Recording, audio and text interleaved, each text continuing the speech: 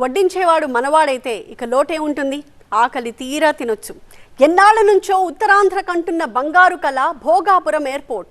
ఈ విషయంలో అన్ని మంచి శకునాలే ఎదురవుతున్నాయి. ప్రభుత్వం మారగానే, కేంద్ర విమానయాన శాఖలో మన మంత్రి కొలువు తీరగానే అందరి ఫోకస్ ఇప్పుడు భోగాపురం మీదకే వచ్చింది. సో భోగాపురంలో international airport coming very soon అన్నమాట. భోగాపురం విమానాశ్రయానికి మహర్దశ. గేరు మార్చుకున్న నిర్మాణ పనులు. 2203 ఎకరాలు, 4750 కోట్ల బడ్జెట్. 2 ఏళ్లలోపే అందుబాటులోకి విమానాశ్రయం. తొలి దశలో ఏటా 60 లక్షల మంది కెపాసిటీ. ఉత్తరాంధ్ర నడిబొడ్డున భోగాపురం గ్రీన్ఫీల్డ్ ఎయిర్పోర్ట్ నిర్మాణం గత ఏపీ సర్కార్ ప్రియారిటీ లిస్టులోనే పైభాగాన ఉంది.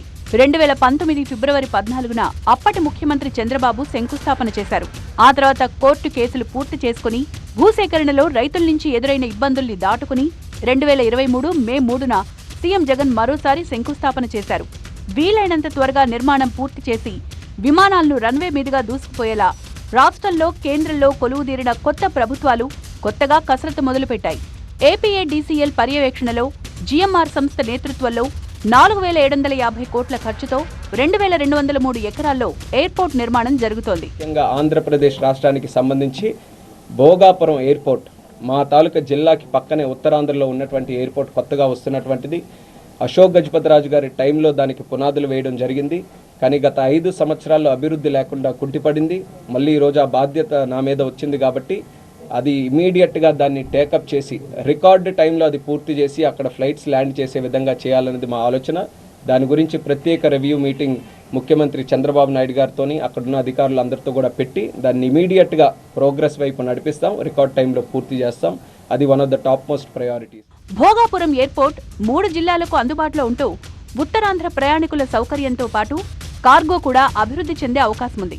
తొలి విడతగా 60 లక్షల ప్రయాణికుల సామర్థ్యంతో పాటు కార్గో రాకపోకలు కూడా పెరగనున్నాయి. భోగాపురం విమానాశ్రయం అందుబాటులోకి వస్తే విశాఖలోని విమానాశ్రయం మూసివేయడానికి airport authority of India AAI ఇప్పటికే నో అబ్జెక్షన్ సర్టిఫికెట్ కూడా ఇచ్చింది. ప్రైవేట్గా కానీ ప్రభుత్వ పరంగా కానీ ఎంతమంది నిరుద్యోగులకు అవకాశం వస్తుంది. అదే ఉత్తరాంధ్రలో ఎక్కువ మంది నిరుద్యోగులు, కూలీలు ఉన్నారు, నిరుపేదలు ఉన్నారు. వాళ్ళకి అవకాశం కల్పించడానికి పోద్ది ఎయిర్పోర్ట్ రావడం వల్ల.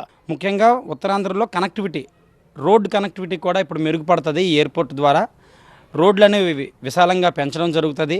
పైగా ఎయిర్పోర్ట్ రావడం వల్ల చుట్టుపక్కల ప్రాంతాలు అభివృద్ధి చెందుతాయి. చిరు వ్యాపారస్తులు బ్రతికేటటువంటి అవకాశం ఉంటుంది. ఎంతోమందికి ఉద్యోగ అవకాశాలు ఎయిర్పోర్ట్ లోపల ప్రత్యక్షంగా కానీ పరోక్షంగా కానీ కూడా ఉద్యోగ అవకాశాలు వచ్చేటటువంటి ఆవశ్యకత ఉంది.